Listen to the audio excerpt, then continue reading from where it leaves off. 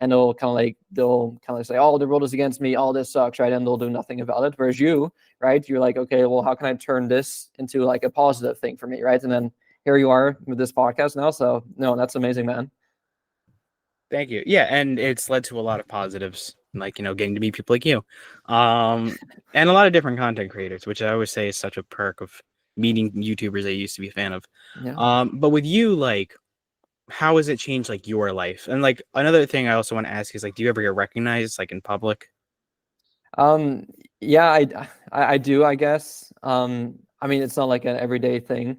I would say more of like locally, especially whenever I visit home, right? Right now I'm in Vancouver, where I kind of grew up. It's definitely a lot more common here, but sometimes randomly at like gyms that I go to, right? Some people may notice, but in terms of the way it's kind of like the question was how it's changed my life. Was that kind of the question? Yeah, generally speaking, like how has it changed your life? Yeah, I mean, it's kind of changed everything for me because I obviously, like I said, I had a scholarship to play soccer, and basically when COVID hit, so this was my second year of university, my soccer season got canceled, so there was no more soccer, and I was just left.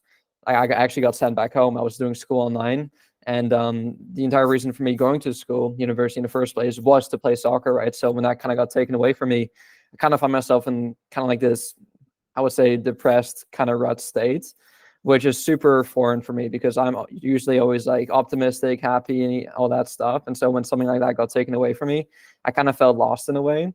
I still had my YouTube channel at the time. I was still really big into fitness. And so I kind of like used, again, similar to what you did with your negative situation, I turned that negative situation into, okay, how can I put like a positive spin on this? And then I decided to go all in on basically all my social medias, right?